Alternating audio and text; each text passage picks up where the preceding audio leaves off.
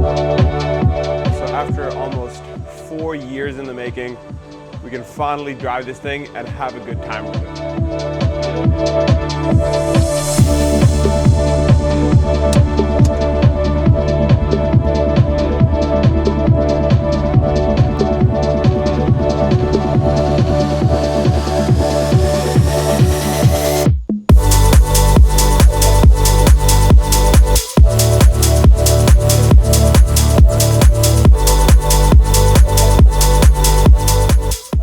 It is currently a Sunday afternoon, and I am lucky enough to be able to enjoy this thing finally, and it honestly couldn't feel any better. So if you haven't been part of the entire journey, here's a little recap of everything that's kind of done to the car. We got this car a little over 4 years ago, and when we first got it, there was a lot of things wrong with it. For one, it needed a lot of maintenance on the engine itself. It wasn't running the best. There was a few issues that we needed to situate before we did anything else.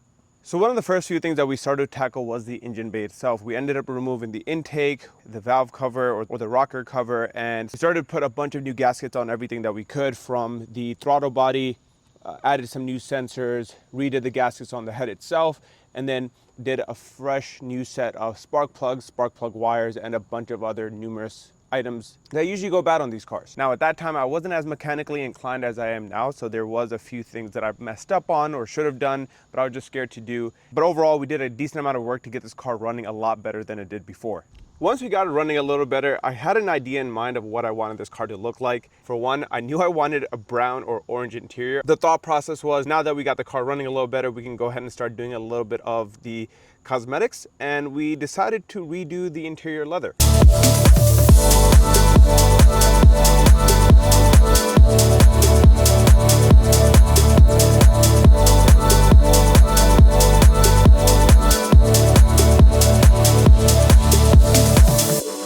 That's what started the entire project of getting the interior reupholstered with this beautiful Italian leather that we have on here. And I know a few people are not a fan of the grommets, but I think it's very era accurate. But the interior was inspired by Singer, and that's kind of why we went with this design. But overall, in my opinion, it looks great, it looks amazing, and it's very unique, which is exactly what we wanted with this car. Now, the interior did take a very long time. It was my first time disassembling an entire interior of a car. We even got our dash out.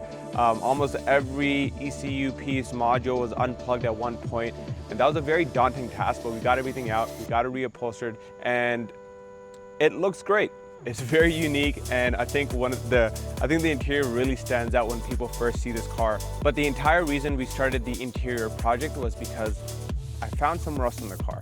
Honestly, that was a pretty make or break moment for me. I really thought I was gonna give up on the car and just kind of toss the entire thing in the garbage and, you know, start over with something new. But I decided to fully commit.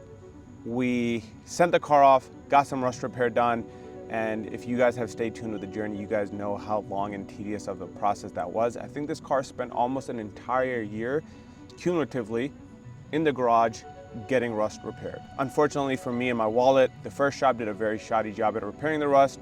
So once we got the car back, I think it was after 6-7 months, we noticed that it wasn't actually fixed, and if it was fixed, it wasn't fixed properly. So we had to send it off to another shop, get a lot of that work redone again for the second time, and it was very expensive. Kind of in the stress of all that is when I decided I'm gonna see this project through till the very end, and that's exactly what we did. But once we got the car back from the rust repair, we actually started tackling everything on the undercarriage, including the suspension, bushings, and a bunch of other maintenance items. We ended up dropping the front subframe, rear subframe, redid all the bushings, redid all the cables, brake lines, anything that was rusting out, we replaced. We did brand new hardware, brackets for all the suspension, upgraded a lot of parts. We reinforced the subframe, reinforced the trailing arms, and then basically got this entire thing dialed in. And I think what I'm most proud of is the amount of detail that we did. Every nut and bolt on the chassis itself ended up getting replaced, or if not refurbished. That was a very long and tedious process, but I'm glad we got it done. Now I have nothing to worry about on the underside of the car, and we can kind of start giving our focus to other things, and that's exactly what we did. From there, as you guys know, it was time to finally get this thing painted, and we sent this off to Delta Park Auto up in Canada for them to give it their touch. Now, I don't have my G80 with me, but this is BMW's factory Isle of Man green paint code. This is C4G. It is pretty much spot on to my G80 M3, and the reason I say that is because Delta even took the opportunity to call BMW, find out what their primer kind of color code was, and they even did the factory gray primer underneath the paint, so that's how you know that it matches up just very, very well. So let's go ahead and dive into the exterior of the car, and I'll talk about everything that we got done to it, what all of our parts are, where they're from, and kind of what I feel about them. So as for the paint, I absolutely love and adore this color, hence why we did it on this car, and it matches the G80. A few people have asked in the past, like, why didn't you do a factory E30 green color? But I think this just fit the aesthetic of the car and the look that I was going for. So I said, why not? And I think the cool factor of it matching the G80 M3 is also a huge plus. And all in all, I'm very happy that I went with this color, no regrets whatsoever. And I think a lot of people on social media love the color as well. So it's serving a dual purpose, and I'm glad that people are enjoying it. Going back to the body, on the actual body kit itself, we're running a Garagistic E30 M3 Evo style bumper kit. We have the rear bumpers, the front bumpers, side skirts, and our spoiler right here. This spoiler design is probably my favorite in all the E30 body kits. Just the way it looks and sits on the car, especially on a sedan, I think it just makes the sedan look that much better. So I wanted to do that, and I absolutely love how the front bumper looks. So that was something that I wanted to make sure to have, and I think it doesn't get much better than this. I know M-Tech 2 is another favorite by a lot of people, and I love that bumper style and that bumper kit as well, but I think this just fit better for me, and I wanted to go this route just to make it look a little bit different, and overall it came out very nice. Now I'm gonna be very transparent with you guys and say that the rears do not fit the best, and that's only because they come out a bit wider than you normally would like. As you can see, there's like a little bit of a shelf right there at the top, but overall I really like the design of the kit itself, and I think it makes the car look a little bit wider, which is kind of a good thing. And with that, we feed into the side skirts. I never had side skirts on the car before, so I'm glad that we got them, and it kind of adds a little bit more depth into the center of the car. Now, if they were a little bit more aggressive, I think it would be a little bit better, but not bad. We wasted zero resources on getting this thing painted. So if I come over and open this door, you're gonna see that our door jambs are also painted. Our inside door skins are also painted. And then even going into the trunk, we got 90% of the car painted up so that everything is color matched and looking exactly how it's supposed to. So even down to the hinges, under the gaskets, everything is painted. And if we painted all of that, you can probably guess that we did the same to the engine bay itself. As you can see, our entire engine bay is painted in the Isle of Man green, and we even shaved off a few things that we didn't need, like brackets for the washer fluid reservoir, some brackets on this side, and then we basically painted a decent amount into the transmission tunnel so that everything that you can possibly see is Isle of Man green, and then after that it's kind of the undercarriage, so it doesn't really matter. And huge shout out to Delta Park Auto for doing this, but they kind of went above and beyond, painted a few items factory green for me, like our brake booster is now color matched, and then this is the type of things that I love. So we got the BMW Isle of Man green paint code sticker in the engine bay, exactly where the factory one sits, just so when people open this and see it, they know exactly what color it is. And yeah, Delta, Dom, if you guys are watching this, thank you guys. This level of quality is just insane. Now, I do get a lot of questions on our wheels. We're running a set of BBS RSs, and these things fit the aesthetic of the car perfectly. So we went with a 2.5-inch lip in the rear and a 2-inch lip in the front, and stepped up to a 17. So it's a 16-inch face stepped up to a 17-inch barrel. This is the exact look I wanted to go for. And then we ended up with gold hardware and white centers with the gold lettering, just to kind of tie in the brown and just make it look a little bit classy. In terms of some of the other small details that we did around the car, we did end up replacing a lot of things in the engine bay itself, like our coolant reservoir here. This was also replaced. The old one was yellow and ugly, so we replaced that. That looked very fresh. Dom and his team were kind enough to situate a lot of extra stuff for us in the engine bay, but one of the things that I was the most happy about was billet aluminum door handles. If you know E30s, you know those things tend to get old, brittle, and end up breaking. But now we have solid aluminum door handles, and they were even kind enough to throw on the sound insulation on the hood itself. And this was gonna be something I did anyway, so they kind of beat me to it. And Dom, thank you again for both of these small little touches. It just adds to the overall level of quality on this build, and that's exactly what I want. And then not to mention, we redid the wiring harness on the entire engine base. So all the wires are looking fresh and brand new. Whatever was going bad, we ended up replacing, and that leads into a fresh set of HID headlights for this car. So if I go ahead and pull this, you will see that our city lights turn on. But now we have fresh LED bulbs in both the fogs and the headlights, as well as our high beams. And it's one of those things that at night, being able to drive this car and actually see at night is a huge plus. Honestly, there's probably a lot of stuff that I'm missing right now just because the list of work that we did was so extensive. Like badges, brand new on the trunk, on the hood. We got a new 25i badge on. We ended up replacing our shifter with a Garagistic chassis mounted shifter, and then a bunch of other miscellaneous parts. Like we even got our windows working. So in the past, our 2 rear windows were not working, and I am excited to say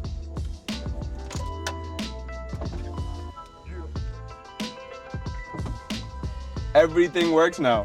Even the short shifter, very nice, but it is one of those things that I am going to replace just because it's using poly bushings, and after driving the car a little bit, I'm not a fan of poly bushings. I want them gone as fast as possible. So we're going to ditch the chassis mounted shifter, downgrade, if you want to call it that, to Garagistic's, I think, Supreme shifter. But the good side is you are able to use rubber bushings on your trans and your engine when you're using that. So we're gonna go ahead and replace the bushings. We already have new rubber bushings sitting at the house, so I'm gonna get rid of these as soon as I can because I, quite frankly, hate driving with the amount of vibration that comes into the chassis itself from the engine and the trans.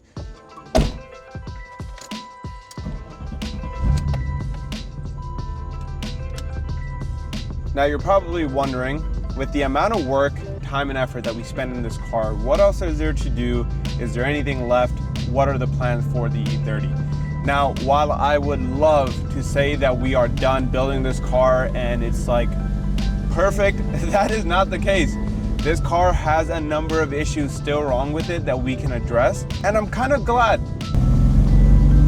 Once I got this car back, I quickly realized that I like the journey more than the finished product, and I'm glad I still have more to go. Now, don't get me wrong, it would have been great to say this car's done and it's driving good and there's nothing else that we need to do on it, but very glad that it has some issues. Like, it's running a little bit rough right now as we speak. It's not driving the best. There's something wrong with the engine. I think there's a vacuum leak, but that's something I got to dive into a little bit, figure out what's going on with the car, why it's not happy. Oh, and I completely forgot, we even redid our headliner. So this is a brand new headliner from 𝐶𝐿, and this looks so much better than that crappy stock headliner that we painted black with fabric dye almost 2.5, 3 years ago. But with that all being said, I am beyond happy that I have this car back in my hands and I'm able to drive it. I have driven this thing more in the last 2 to 3 weeks since we got it back than the entire time I have owned it for the last 4 years. And that is absolutely crazy to think about. But that's just the reality of the situation. We ran into issue after issue. We spent more time working on the car than actually enjoying it. And now after 4 years, we can enjoy it. And there's certain parts of it that I'm learning that I don't like the transmission bushings and the engine bushing being poly.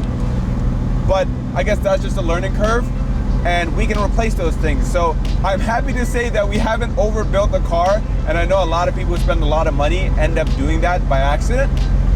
But this car is still very fun to drive, and we still have a stock M20, so it's very slow. It's like a little go-kart that can barely handle the rest of the cars on the road, but I built it. My wife got me a gift a few years ago, and she's not home right now, so she wasn't able to see this.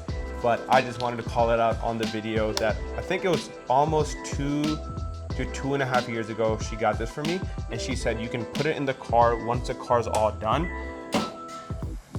And she got me a brand new set of genuine BMW E30 floor mats. And as you can see, this is kind of the final thing that we installed on the car once I got the entire interior back in. And just want to say thank you for believing in me. Thank you for getting this for me. And I think this is going to be something that lives on in this car. So shout out my wife for supporting the passion and the hobby, because I know a lot of people struggle with that. So thank you. Now, before we close off the video, you guys have probably seen me wear this shirt a few times, but as you can see, it says E30 and Weekend Garage, and that's because we came out with a brand new design in celebration of the E30 finally being done. So it is my E30 with the E30 M3 Evo body kit on it, and I think this is just, I think it looks great. It is such a high quality shirt, and I think you guys are gonna love it. And along with the black one, we are gonna be selling 2 other shirts in very limited quantity. So we're gonna have a white Weekend Garage shirt. This is for all my people that do not like wearing graphic tees. This has a very simple logo out on the front, and but excited to share this drop with you guys. I think you guys are gonna love the quality of the shirt, or the shirts in general. It's gonna go right back into supporting what I do and the cars that we're building here in the Weekend Garage. So with that being said, thank you all for watching. Thank you for staying tuned with the entire journey.